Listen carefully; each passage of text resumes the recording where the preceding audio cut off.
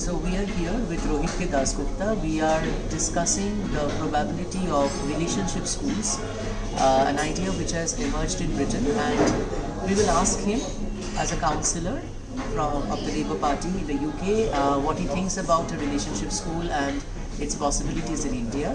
So the first question to you is, what is a relationship school? So it's actually relationship and sex education, is RSE.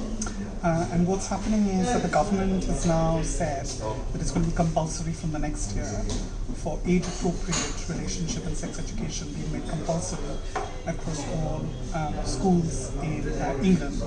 And what that means is until last year, parents had a choice of whether they could get their children out of relationship education, but now it's basically being made mandatory.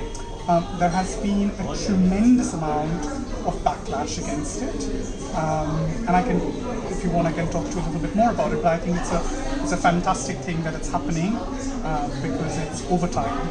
That's something that's happening. So, do you think there is a possibility of a relationship school developing in India at this time? Is it important?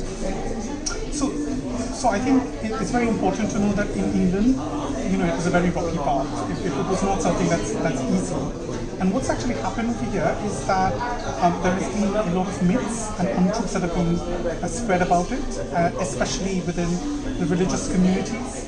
So we've had lots and lots of protests outside schools by Christians, by Muslim Jews, all of them who are basically saying, oh, if you're being taught relationship education, you'll be taught to become transgender, you'll be taught to become gay, you'll be taught how to masturbate at primary school, and all of that kind of nonsense. None of which is true, because what the government has said is that it's going to be age appropriate, which means that if you're, 6 or 7, relationship education is going to teach you about your body parts, which is so important, because it's about safeguarding our children, for them being able to tell who they are and why they are saying what they are saying, and that's really important that they do that. So that's why relationship education is just so important.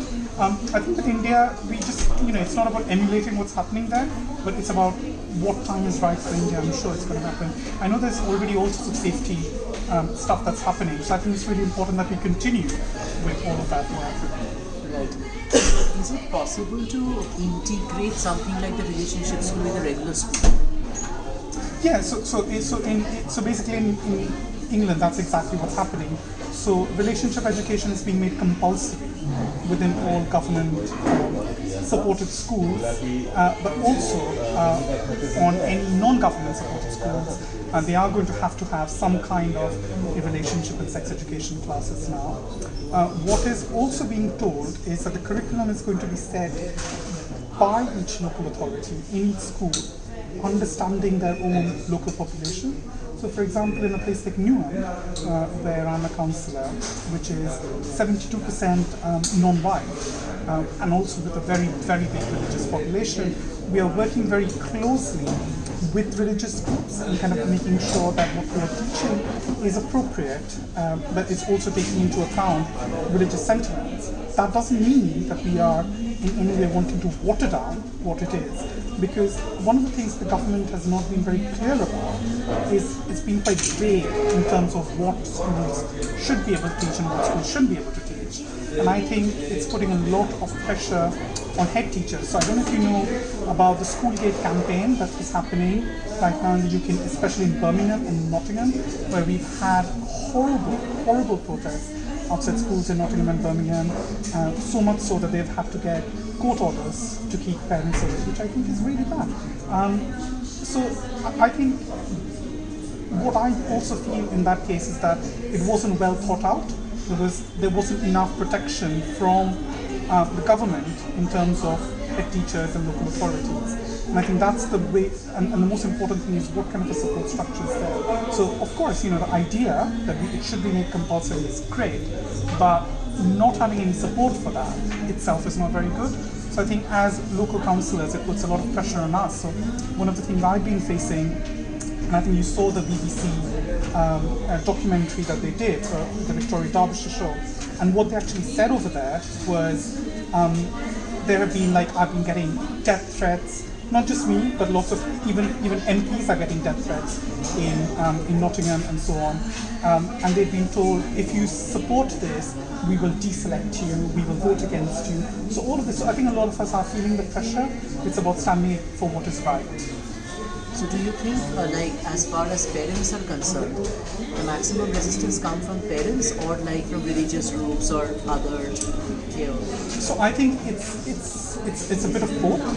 So I think most parents just want us to get on with it, and I think it's an extreme fallacy to say that parents who come from certain religions are the only ones who are opposing it, because I think it's a very small group of very fundamentalist religious zealots coming across all sorts of religious denominations who have been trying to whip up hatred of some kind. And what we've actually found out is that there is a big network that's going around the country in order to oppose it. And for instance, if something like a relationship school is integrated into the mainstream school that we have now, and we are hearing that it may not be called relationship school, but certainly sex education is going to be a part of the syllabus once more. I don't know under what name, because they try to euphemize it in various ways. So how far do you think sex education is necessary in order to create tolerance towards differences? So tolerance is very important. I think it's the very tenet of us, who we are as society. But it's also about respect, and so it's not just about tolerating for the sake of toleration, but actually making sure that we're respecting all sorts of differences, whether it's religious difference, gender difference, sexual difference, or class differences. And I think that's the main thing. And I think what inclusive RSC is doing is, as you can, I think it was on my laptop, it's about inclusion, not exclusion, making sure everyone is included in what a society is. Thank you so much, because that answers most of our questions.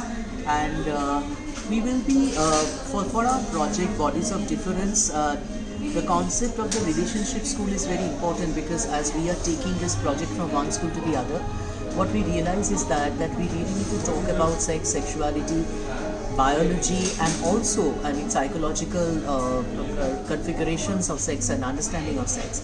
And as we are moving from one school to the other, we realize that there is a lot of resistance, but also a lot of acceptance, in the sense that many people, in a way, find it's important to talk about it clinically rather than creating myths surrounding it.